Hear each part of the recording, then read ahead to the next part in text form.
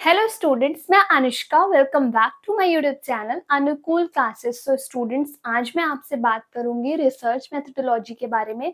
आज हमारी third class है सब्जेक्ट की और जो हमारा टॉपिक होगा वो है methods of collection of secondary data. जो हमारी सेकेंड लास्ट क्लास थी उसमें मैंने आपको पढ़ाया था methods of collection of primary data. उसके बारे में मैंने आपको कई सारे मेथड्स बताए थे। उसके बाद मैंने आपको क्वेश्चनायर बनाने का एक तरीका बताया था, गाइडलाइंस बताई थी कि क्या क्या गाइडलाइंस फॉलो करें कि हमारा एक अच्छा एंड परफेक्ट क्वेश्चनायर बने जो रिस्पोंडेंट के लिए बहुत कंफर्टेबल हो। ठीक है, आज मैं बात करूंगी इन मेथड्स के बारे में और उनमें से कोई एक मेथड के बारे में मैं आपको डिस्क्राइब करूंगी। सो स्टूडेंट्स, इसके लिए मैं एक क्वेश्चन नोट करवाती हूँ, फिर उसका आंसर करेंगे। ये हमारा क्वेश्चन थर्ड होगा रिसर्च की क्लास का। फर्स्ट क्लास में एक क्वेश्चन करवाया, देन सेकंड क्लास में सेकंड क्वेश्चन, और आज हमारी थर्ड क्लास है। थर्ड क्वेश्चन के बारे में हम बात करेंगे। मेरे साथ साथ क्वेश्चन आप लोग नोट कीजिए। There are how many types there are how many types of collection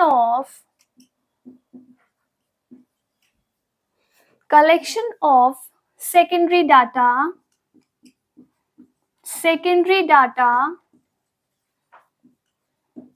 define case study method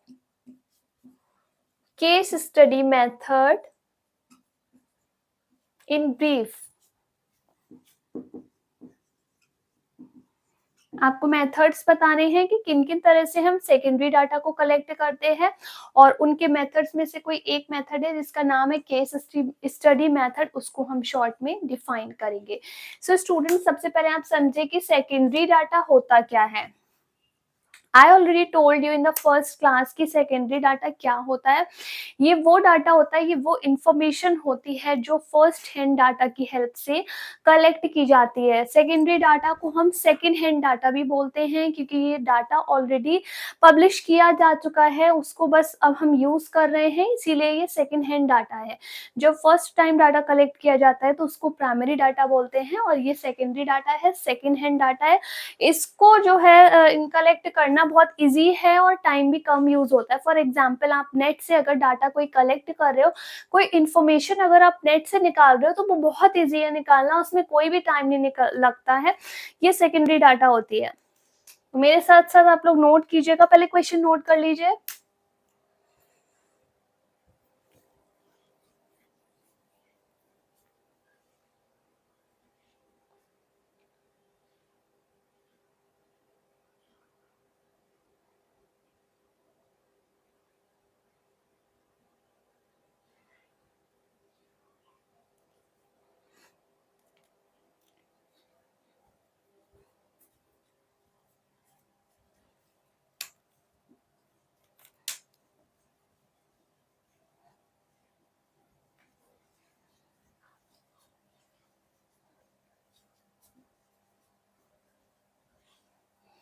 सबसे पहले मैं थोड़ा सा सेकेंडरी डाटा के बारे में लिखवाऊंगी, उसके बाद उसके methods. After that at last about the case study method we will talk about.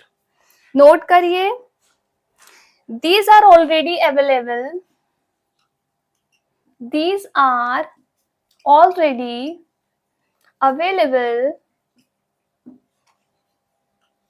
इसका मतलब है जो सेकेंडरी डाटा है वो ऑलरेडी अवेलेबल होता है। That is they refer to they refer to the data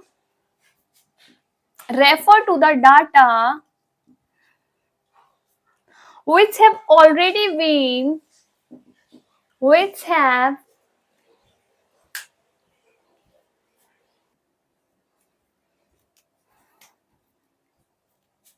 which have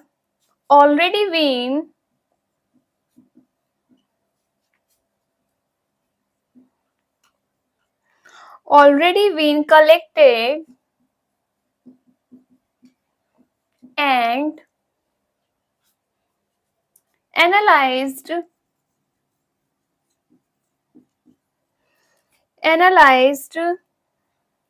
by someone else। समझे आप लोग? ये वो डाटा है, सेकेंडरी डाटा वो डाटा है या वो इंफॉर्मेशन है जो ऑलरेडी अवेलेबल है। They refer to the data, ये वो डाटा है which have already been collected, जो ऑलरेडी कलेक्ट किया जा सकता है, एनालाइज भी किया जा सकता है, चुका है कि सही है, गलत है, क्या है। वाई समवन एल्स, किसी और के द्वारा, कोई और उसको एनालाइज कर चुका है और अब हम क्या कर रहे हैं, इस डाटा को सिर्फ अपने बेनिफिट के लिए यूज कर रहे हैं।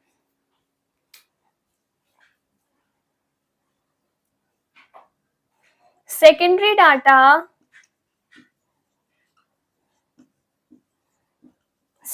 data may either be published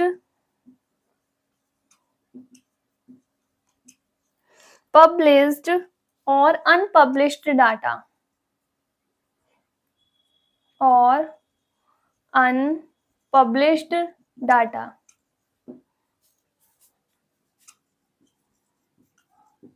student, secondary data में दोनों तरह के डाटा आते हैं। हो सकता है गवर्नमेंट एजेंसीज ने वो डाटा पब्लिश कर दिया हो और हो सकता है अभी वो डाटा पब्लिश ना किया हो, तो दोनों तरह के डाटा सेकेंडरी डाटा में इंक्लूडेड हैं।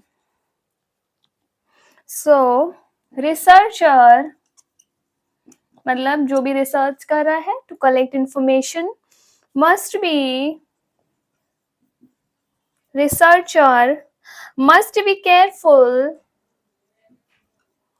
careful in using secondary data। जब भी रिसर्चर यूज कर रहा है सेकेंडरी डाटा, उसको केयरफुल होना चाहिए, क्योंकि वो डाटा वो खुद डायरेक्ट जाकर कलेक्ट नहीं कर रहा है, वो किसी और का कलेक्ट किया हुआ, किसी और का एनालाइज किया हुआ डाटा है। तो आपको ध्यान देना चाहिए, आपको खुद भी अपना माइंड लगाना चाहिए कि वो डाटा सही है भी या नहीं, वो डाटा आपके लिए पर्पसफुल है भी या नहीं। आपको ब्लाइंड ट्रस्ट करके उस डाटा को अपने लिए यूज नहीं करना चाहिए, आपको खुद भी एक बार एनालाइज कर लेना चाहिए। आफ्टर दैट आपको वो डाटा यूज करना चाहिए। because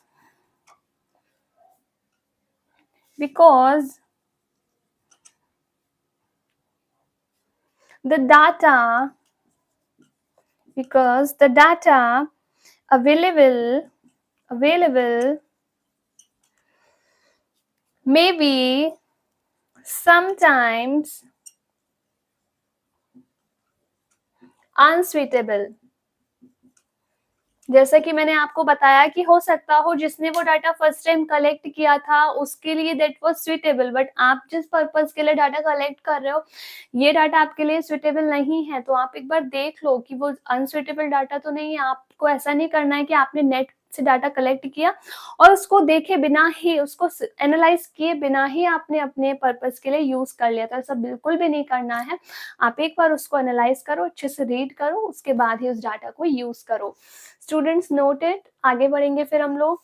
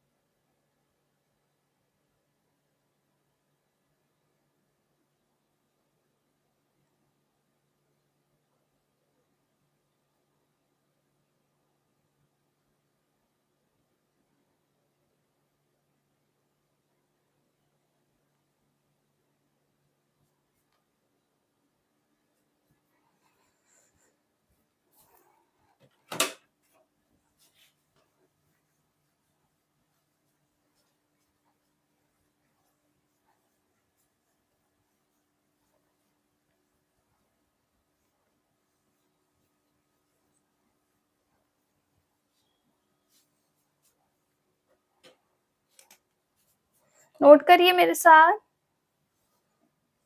The methods of collection of secondary data are as follows. अब हम मेथड्स लिखेंगे जो सेकेंडरी डाटा को कलेक्ट करने में यूज किए जाते हैं. फर्स्ट है कंपनी वेबसाइट्स.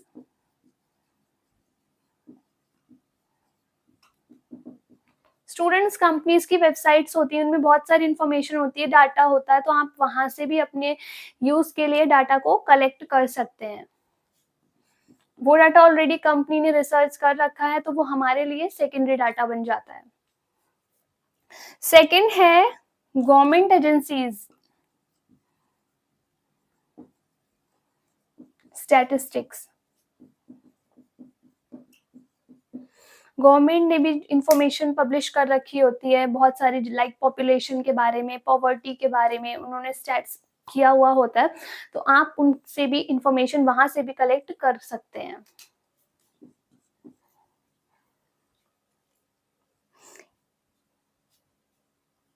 नेक्स्ट है हमारे पास इंडस्ट्री एसोसिएशंस. बहुत सारी इंडस्ट्रीज हैं, वो भी अपने एक्सपीरियंस के बेस पर रिसर्च करती हैं और डाटा को पब्लिश करती हैं, तो आप लोग वहां से भी डाटा को कलेक्ट कर सकते हैं. नेक्स्ट है हमारे पास पब्लिश्ड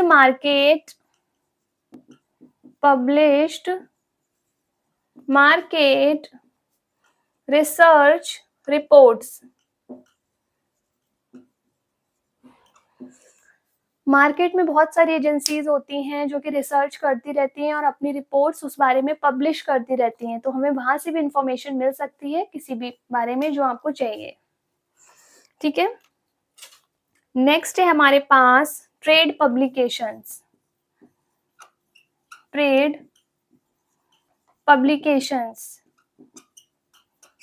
बिजनेस में भी कई तरह के जो ट्रेडर्स होते हैं वो पब्लिश करते रहते हैं अपने एक्सपीरियंस के बेस्ड पर रिपोर्ट्स, वहां से भी आप डाटा को कलेक्ट कर सकते हैं.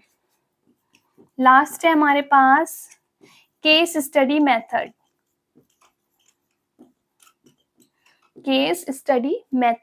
तो ये हमारे पास है केस स्टडी मेथड की पर्टिकुलर केस स्टडी जो ऑलरेडी है बनी हुई, उसको आप पढ़कर रीड करके वहां से भी इंफॉर्मेशन अपने यूज के लिए कलेक्ट कर सकते हैं. इन सारी चीजों को आप लोग नोट कर लीजिए.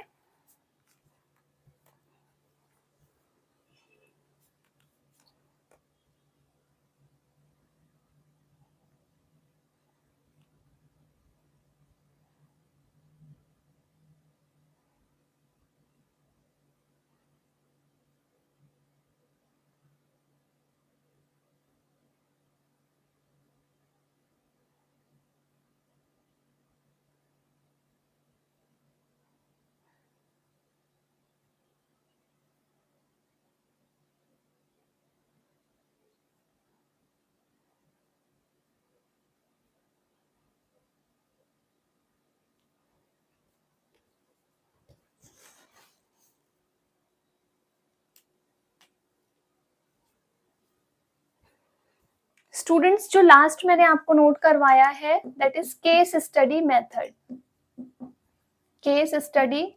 इसको नोट कर लीजिए. आज मैंने आपसे सेकेंडरी डाटा को कलेक्ट करने के मेथड्स के बारे में बात की. ये सारे मेथड्स हैं. नेक्स्ट क्लास में मैं आपको ये बताऊंगी केस स्टडी मेथड के बारे में. एक क्लास होगी पूरी, इसके बारे में हम बात करेंगे क्योंकि एग्जाम्स में इस पर बेस्ड एक क्वेश्चन आता है एमबीए के एग्जाम्स में, तो ये हमारी एक सेपरेट क्लास होगी. आज मैंने आपको जो क्वेश्चन लिखाया था उसमें था कि define the case study method, लेकिन जो हमारी ये इस टॉपिक की क्लास होगी वो सेपरेट होगी, उसमें मैं डिस्कस करूंगी about the case study method. So students, I hope कि आपको सारा कुछ समझ में आया होगा. मैं आपसे नेक्स्ट क्लास में मिलती हूँ. Thank you so much.